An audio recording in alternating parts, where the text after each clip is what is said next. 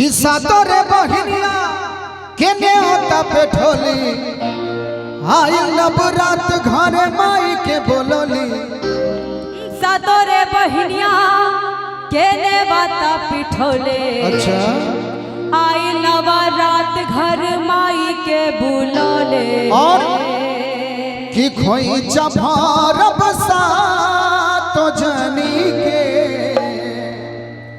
अरे खोई चभारब सा तो जनी के और पूजम चरनिया के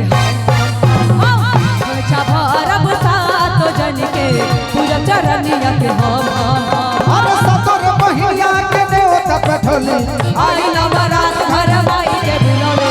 सतोरे बहिनिया के देवता पिठोले आई नवरात घर माई के बुलोले। कि खोई चभारब सा तो जनी के खोई चभारब सा तो जनी के पूजब चरनिया के भरब सा तो जन के पूजम चरनिया के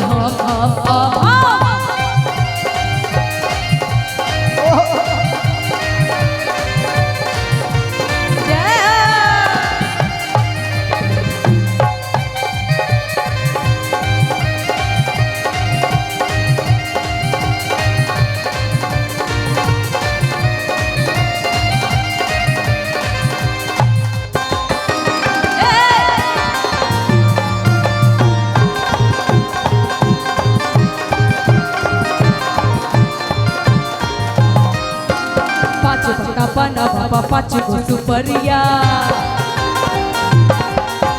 भेजली संदेश माई के लाली चुनरिया। पाँच बटा पन्ना पे पाँच गो सुपरिया भेजली संदेश माई के लाली चुनरिया। दुर्गा लक्ष्मी काली गायत्री सरस्वती शीतला सावित्री सतोरे बहिनिया झुलनी लगोले आई नवरात घर माई के बुलोले। सतोरे बहिनिया लासन लगोले आई नवरात घर माई के बोलोली। खोए भरब सा तो जनी के ओम सर्व मंगल मांगल्ये शिवे सर्वार्थ साधिके शरण्ये त्र्यंबके गौरी नारायणी नमोस्तुते।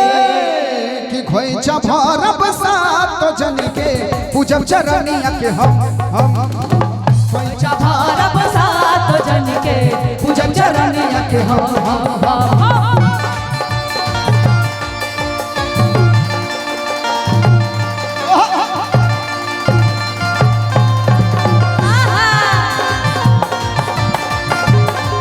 बोलो जय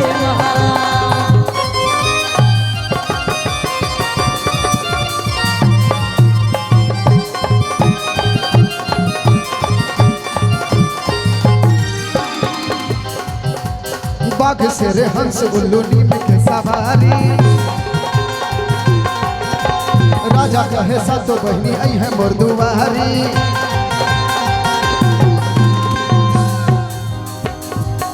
और बाघ से रे हंस उल्लू नीम के सवारी राजा कहे सातो बहनी आई है मोर दुआरी। भटिया सौम्या बिहारी मनोज कहे माई के दुआर। हर सतोरे बहिनिया हलवा बनोले आई नवरात घर माई के बोलोले। सतोरे बहिनिया हलवा बनोले आई नवरात घर माई के बोलोले।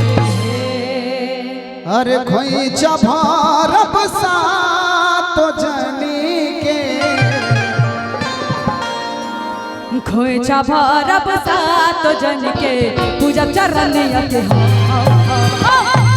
भरब सा तो जन के पूजब चरनिया के सतोरे बहिनिया के नेवता पेठोली आई नवरात घर माई के बोलोली। सतोरे बहिनिया के नेवता पिठोले